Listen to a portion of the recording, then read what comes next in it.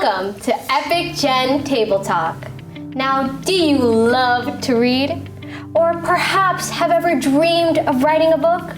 Well, then you're going to enjoy today's episode because it's all about books! Woo! Yeah.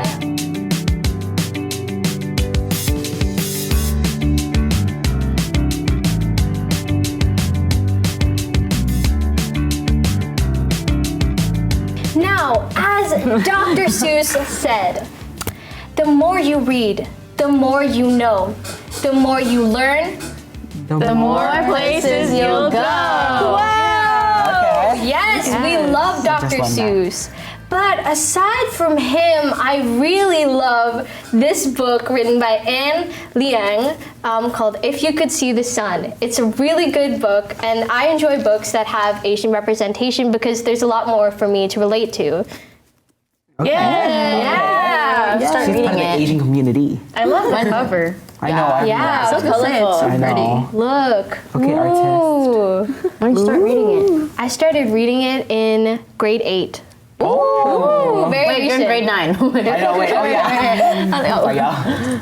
Okay, so how about you guys? Come on. Okay, Miss Nay. Oh my god, you have so many books. Yeah, I know, right? I'm so many books. Yesterday I finished reading the Twilight Saga. Oh, okay. Wow. I remember you reading that. It took me a long time, guys. How long? I started December of last year. So December 2023. So 2023? It is 2023. yeah, so I lied. There hasn't been a December yet. I know, it's like, wait a second. Wait, what month no, wait.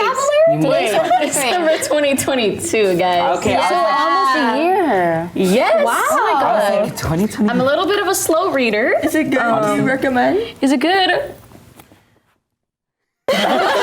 She has mixed Okay. I have all three.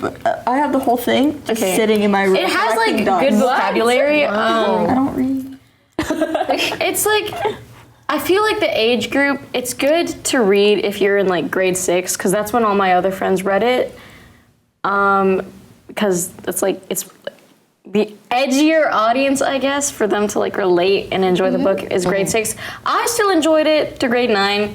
I had to push through to get to the ending, but it was good. It was good. How long is the book from grade 6 to grade 9? Is it like a series?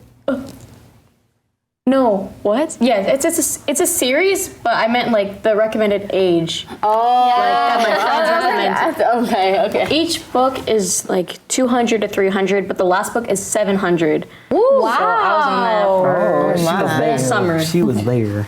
Yeah. How about you, mister? Hey guys. Hey, so I love the Heartstopper series. I love Miss Alice Oseman. She's an amazing writer and artist as well. It's a comic book. Oh, Okay. Let me show that's so a page. nice. I didn't know she I love wrote it. Yeah, I also got a Netflix adaptation. You know? I really love the LGBTQ community. I love the representation that they get. So here we go. This one's for you guys. Did you start reading the book first, or like? So I heard the show was going to come out in, I mean, what year was it? 2020? What? 2022. 2022. Okay, yeah. So I heard the show was coming out. So I was like, oh my goodness, I have to get into the series. So I read the whole thing. I read the whole thing, and then I sat through season 1, and I was like, I can't tell which one I like better. So they're both good. They're both really good. I think there's different things. Did you watch the new series? I mean, not series, sorry, season. Yes. I waited for that.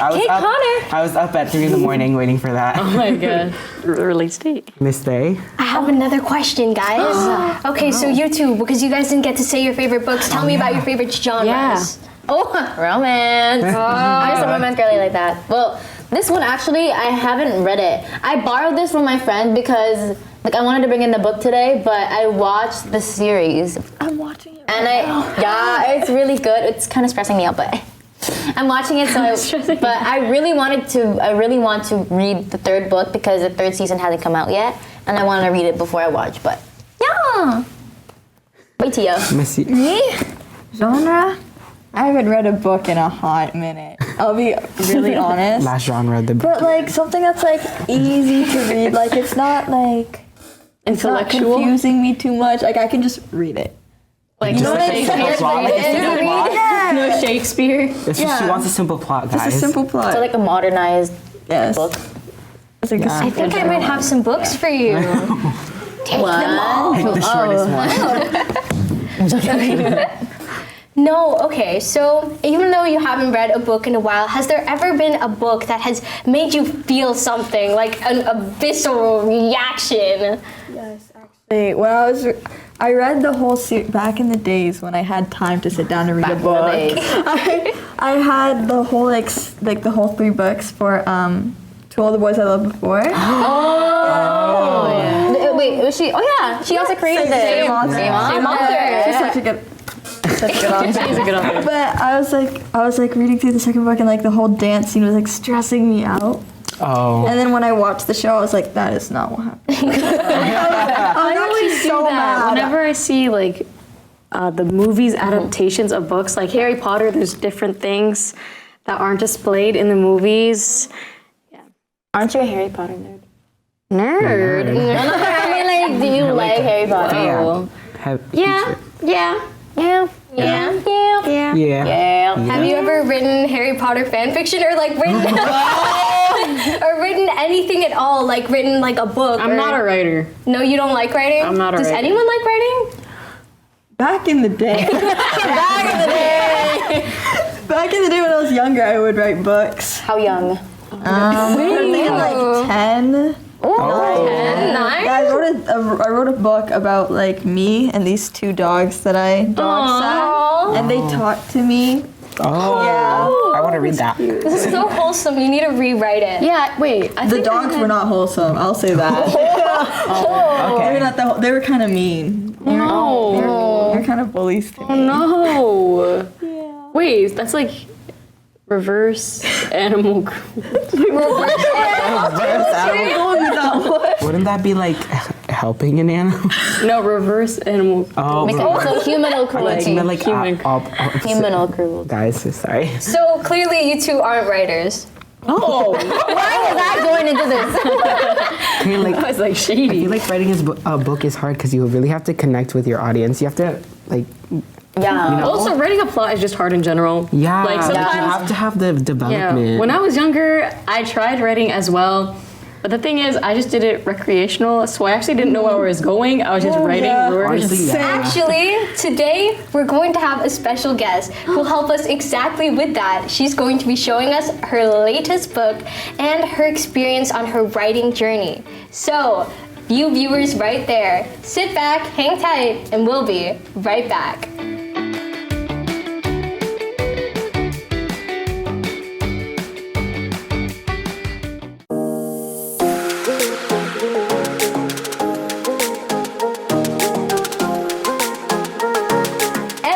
Here at Epic Gen Table Talk with a special guest. She's an author, speaker, and a school board consultant who builds bridges between educators and Filipino families through her initiative, Filipino Talks. So please welcome Ms. Jennilee Austria-Bonifacio, the author of Reuniting with Strangers. Welcome. Thank you for being here, Jennilee. So, congrats on your newest novel, Reuniting with Strangers. It's been getting a lot of success, and you've been getting a lot of invites to talk about it. So how do you feel about all of that? And is this the outcome you thought it would be when you were writing the book? Things have been so amazing in the last couple weeks. I think my book came out 2.5 weeks ago, and ever since then I feel like my life has been on fast forward. Just so many different festivals, different interviews, podcasts, and it's been such a big moment for the Filipino community too. So it's kind of cool that finally we can have some Filipino stories being told, and you can actually buy them. It's not just me talking about them on a mic, but you can take them home with you. So I would love that. Your book touches upon a lot of the aspects of the Filipino family, caregivers, immigrants, and then reuniting with your family back in the Philippines. And what I find really interesting is that it's all from the point of view of a 5-year-old. So how did you write the book, and how do you think teens like us can relate to it? So the book is honestly engineered to be read really quickly. And this is because I know a lot of people in our community do not like to read, and that is okay. But I also wanted to show people how you can write a book in a different way. So you don't need to use huge words. You don't need to make people think that they need a PhD to read your book. So this book is written in a couple of different ways. So for instance, there's a self-help guide in it. There's an instruction manual in it. There's a bunch of resumes.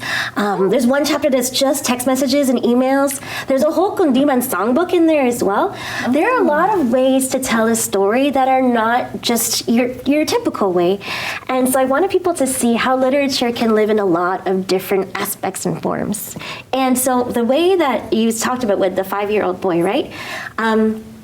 This is a collection of linked short stories. So a linked short story means that they start in the end, right, within that one chapter, but there's something that makes them all united, right? And so for me, I thought, okay, if we're going to talk about Filipino family reunification, that's a really big topic, right?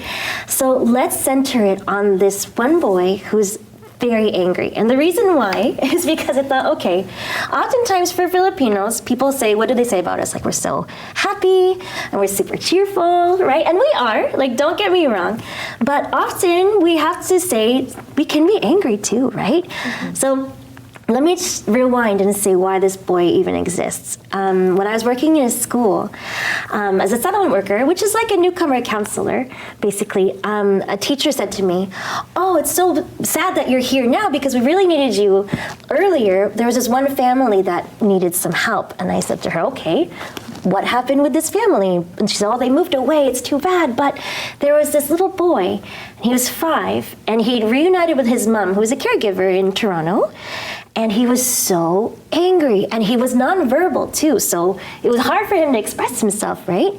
And so at nighttime, the mom would get so frustrated with him because he would get quite violent with her at bedtime. He didn't want to go to bed, and so she would call people over to straitjacket him. Do you guys know what that means? Yeah, to straitjacket. So it's kind of like you bowing to someone's like arms and legs so that way they can't move anymore. Oh. And that was his way of calming down. And I was thinking to myself, okay, how do you get to that level where you need to do that to someone? Yeah. And he's only 5, right? And also, let's put that whole straitjacketing thing aside. That's a whole other situation. But why is he so mad, right? So I was like, okay, he's mad because he left the Philippines. Maybe he's mad. Who took care of him in the Philippines? Does he miss that person? Does he even know his mom? Did she come back to visit him at all? Mm-hmm. Did she prepare him for Canada? Did he even know he was coming? Or did he just, end up in the plane and he didn't realize that this is going to be his future now, right?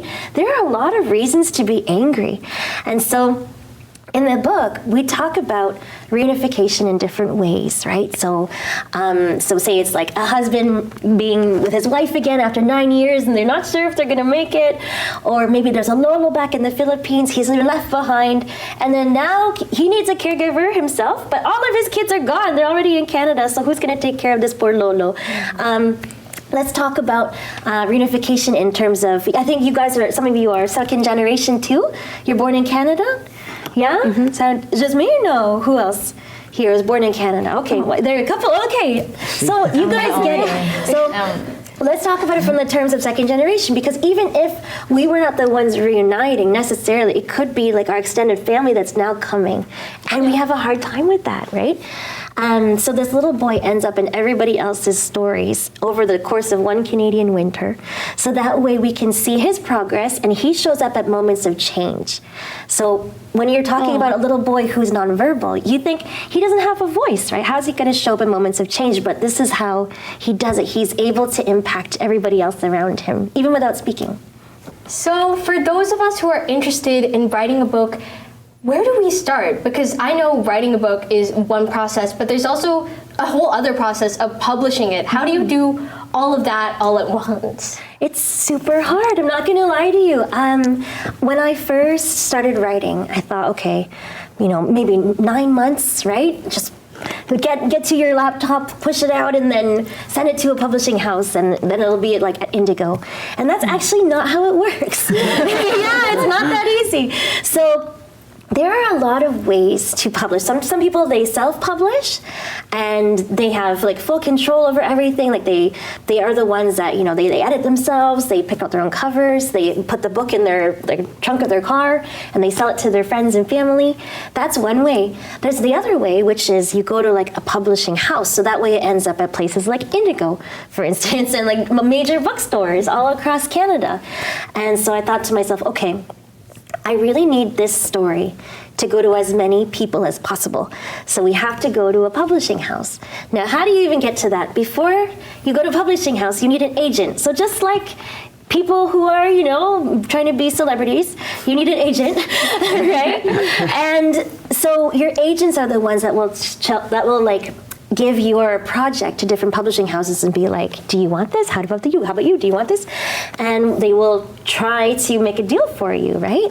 But before you even get an agent, I'm doing this all backwards because it makes sense, I swear. So before you even get an agent, you have to also make sure that you're not coming out of nowhere. So this is why I don't think, honestly, fiction doesn't really exist. Because if you're just making up stories, they're all parts of you. Like if someone is saying something in a dialogue situation, maybe you've heard someone talk about that in your regular life, or maybe you're describing something that the characters are looking at. Maybe you've seen that in your life.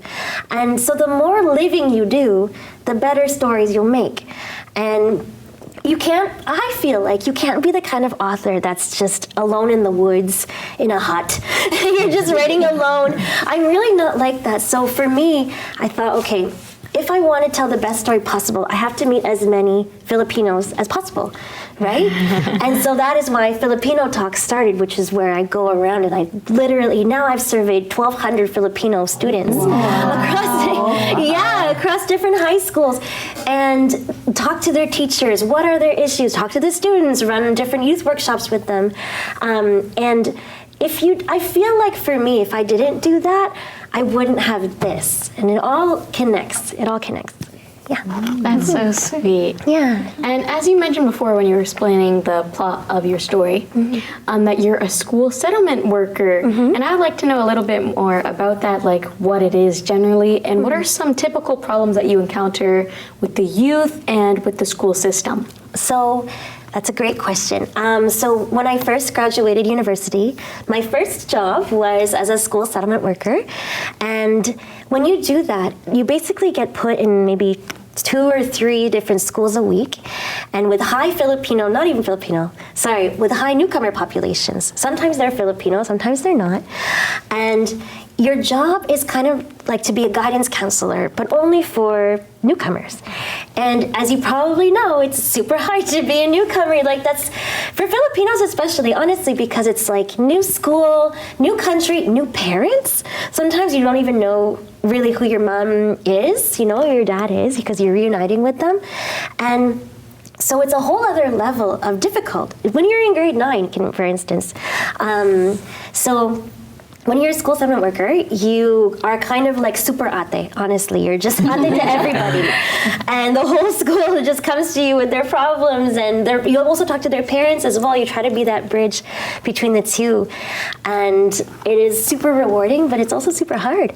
And this is why this book happened, because sometimes when you get a lot of these really sad stories from people, it's hard to sleep at night. And anyone that is working in social work in the future, you're gonna remember this topic and you're gonna say, oh, I totally understand now. Because you think about them, like you really have this weight on your heart. And for me, the way to get it out so I could go to bed was to write about it. Other people, they sing, other people, like they dance. There's other ways to express it when you're upset. I mean, you can't get something out of your head, but for me, it was this. Yeah, and I can relate to a lot of things that you said, being a newcomer myself here like a few years ago. So the work that you do is really critical and impactful for youths like me, who is a newcomer. But we'll have to pause for a minute and we'll have to pause the discussion, but we'll return with a fun activity later. Bye. Bye. Don't do that.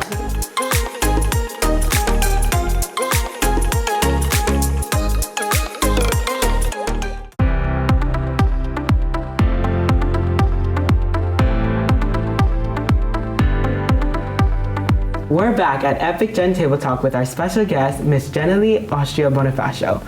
So your book on reuniting with strangers evolves around family, the Filipino family in particular. Now, I think one of the issues that we run into with our own family is that we don't quite understand each other. Our parents don't seem to get it, and maybe we don't seem to get them. Can you tell us if you touched on this in your book? I absolutely do. So because I work with so many Filipino teenagers, I was like, okay, almost half of this book is going to be from the perspectives of young voices. We don't hear that a lot in Canadian literature or Filipino voices in general, but especially Filipino teens, right? And so there's this one chapter in the book that's published here and also in an upcoming anthology. The first traditionally published Filipino-Canadian anthology in Canada is coming up too, called Magdaragat. Anyway, the chapter is really, remember I was telling you earlier, there's a self-help guide in this book. So basically, there's a girl, and she's 15. She just comes to Canada to be with her mom again for the first time. And her mom is not very loving, let's just say. And this girl, Jeanette, she's like, okay, my mom doesn't get me. I'm going to write her a self-help guide, like step 1, step 2, step 3, and it's going to be 7 steps to reuniting with your teenage daughter. And I thought, okay, if we're going to kind of yell at moms a little bit, maybe this is a good way for Jeanette to do it. And she's just trying to tell her mom, honestly, what not to do. It's like, do not call me fat, is one thing. Do not dismiss my anxiety and depression, those kind of things. Do not leave me behind in the Philippines. So if we wanted to do an activity, we could try that right now. Okay, so in this chapter, you can pass everyone one of those papers. Take one, pass along. Yeah. Actually, I want the blue one. So, I'm scared. in the spirit of Jeanette, what is your main thing that you do not want parents to do? Like if you were giving your parents a rule to deal with you, what was it? Do not blank. What would you write? Okay. Oh my God. So my rule is, don't say I'm yelling at you if you're the one yelling at me first. That's so right. Sorry. Don't say I'm yelling at you. Oh my goodness, if you're yelling at me first, that's good. Close my door, please. I beg, I want some quiet time. Oh, that's a good one too. That's a good one. Every teenager needs some privacy. Oh, she drew. Don't judge my music taste because I literally listen to a variety and I listen to your music too. So don't hate on yourself. That's good too. Oh, it's my turn? Hold on, I'm making it darker. Okay, tell us about your music taste. Why? Cause I listen to stuff of our generation, you know, like some rappers and like indie pop. Rappers. And then I also listen to like David Bowie and Wham. Okay. So At least I have variety. showed That is a good variety. yeah. So they just don't like the rappers of today. Is that what? Well, I don't really listen to rap if I'm being honest, but like Doja Cat. Oh, Doja Cat. Okay. Okay. Ready? Okay, mine's pretty long. Do not disregard my opinions or choices as a teen because I am entitled to have my own opinions. Oh, that's a good one. That is a good one. Mine's just general. Mine's just do not judge me for all the things I do and who I am. Yes, ma'am. That's really good too. Ma'am. The world. Okay, so now I guess can we use this again? Yeah. Flip it over, I guess. If it has some space. Flip it Try to over. save some paper, but if not, you can use another one. Thank you. So now, Jeanette in this chapter often is getting yelled at by her parents or by her mom. And so what is the phrase, and you could do this in English or Tagalog, what is like the phrase that your parents use to discipline you the most? You're really in trouble. What is that one? To discipline you the most. Yeah, Like what makes me do what she wants me to do? like when are they angriest at you? What do they say? And don't write bad words because we're on TV. Oh my god, it's so bad. That's a good There's a one. lot. Yeah? Were you always in trouble? I am. I'm the funny kid. But like, it's my role. I don't think like Being she stressful. says a bunch of things. I can't pick one. And what's this? Angry face emoji. This angry face emoji. So they don't say anything. They're just Just you get the mad face. Yeah. Okay, I feel like every Filipino parent has a good mad face. They've practiced it. And it's just the looks. That's what mom says. I'll give you the looks. Makuha ka sa mata. Baka makuha sa tingin. There, that's it. Okay, there isn't like a thing she'll say. That's just how I read it. There isn't like a thing they say, but like they usually do the comparison. Like, do other kids talk to their parents like this? Oh yeah. Oh my goodness. Yeah, they usually they like to compare. Okay, my turn. Ulit ko nang sinasabi sa'yo, hindi ka nakikinig. And so, for the non-Tagalog people out there, what does it mean? Translate for them. I've been repetitively telling you, but you never listen to me. There you go. That's That is my role as a kid. Personally, I will always be a kid. okay, Missy, you. Tia. Oh, why are you looking at me? Mine's just Tia, but bolded. Because they just yell your name really loud. It's somewhere in the argument. It's my name, just really loud. Yeah. Oh my God. There's the thing. Whenever we go to practice, my parents always be like, "Yeah." Everyone knows. Even like the uncles and titas tell me, "Yeah." You have to slide. It's like the whole. I remember when we went camping.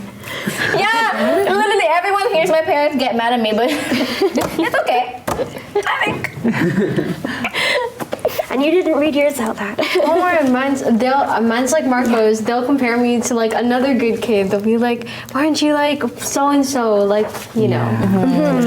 Okay, this is very easy. Okay, so you guys have shared some amazing books beforehand, right? Before I got here, and a lot of them are Netflix specials, and they're so popular. You can find them at most bookstores, which is great. Now, think about all the books you've ever read, and how many of those have had a Filipino character in them? Really? No. You can share with the class. All right, so let's share. You got 2, 1, 1, 0, and angry face. Zero. Zero the face. And 0. Okay. So let's talk about 2. What books did you read? So I read. Okay, so there's this show called Son of a Critch, and then I have like I have that as a book, and then I also have a book called Both Sides Now, and the main love interest is a Filipino. Yay! Hooray! Hooray! And Son of a Critch is a show too. Yeah. Yeah. Our friends in there. Yeah. Oh, really? Yeah, the actor of the Filipino character. No is actually way. That's awesome. Okay, and then yours is 0. Even though you grew up in the Philippines, what happened? I don't read anything. I don't read books. Maybe I have, but probably like school books. Maybe. Yeah. That's okay. And then yours is 0 as well. So it means it's coming now. I'm manifesting this for you. More Filipino characters in your future. And then yours is 1. So what story is that? So a month ago, I was going camping and I was bored, so I bought this book at Dollar Tree that was $1.25, and it was actually a Filipino book. What? At Dollar Tree? At Dollar Tree. Okay. What book was this? Child one? I don't remember what it was called, but I know why it's at Dollar Tree. But it was nice to see some Filipino representation, though. I will say that. But the book was a little all over the place. Yeah. Okay. Okay, so mine is not really a book yet. It's more of online like comic. So I came across this webtoon. It's called Our Corner, and I didn't know the main character was Filipino until we got to like his house scenes, and then he started talking to his Lola. So I was like, oh my goodness, it's a Filipino. It's really fitting. Oh, I just remember Spider-Man. Oh, it's Spider-Man. Oh yeah. Yeah, you're right. I love that. Like talking about a spider on the roof. That's true. That was a moment. And then, yeah. Yeah, I remember seeing that in the theater and all the Filipinos just screaming. And everyone who was a Filipino was just like quiet. My mom was laughing out loud. Yes. Did I miss this part of the movie? Can you guess the color? Yeah, you missed that part if you don't remember. Yeah, Watch it they again. were all like all 3 of them. The newest one. Yeah, I saw it. No, I don't remember. Ned's Lola. It's Lola. They go to Ned's house. This is when the Andrew Garfield appeared. And Toby. Yeah, and then they don't believe that Andrew Garfield is actually Spider-Man, so they ask him to like climb on the walls. Yeah, and then the Lola Maybe has you from Lola could Toby. just get that spider web too. You left the room at that point. It's okay. Oh my goodness. So I'm so glad that you guys have shared that because I'm also part of a writing collective of Filipino writers in Toronto. It's called Pluma. And the reason why is because when you are a writer and you're Filipino, sometimes you literally feel like a unicorn. Like it's so hard to find people who are doing what you're doing. And so when you do find them, you really want to keep them close. So we have this whole collective, and some of them are podcasters, some of them are nonfiction, they're doing memoirs, children's books, activity books. We're all doing different things, but we all really try to support each other because that's how you move together, right? So the whole idea is that if you are rising, you lift, right? You rise, you lift everybody else with you. So I'm really glad that you have seen some Filipino books, but I hope you can find some more that are written here in Toronto by local authors because they do exist. Yeah. I'll read this. This has been so much fun, and I hate to be the one to say that this is the end of the episode today, but congrats on your new book, and please continue all the meaningful work that you do in the community and the lives of the youth. Thank you so much. And to our viewers, and to our viewers, keep reading, keep learning, and we'll see you next time on Epic Den Table Talk. Bye. Bye.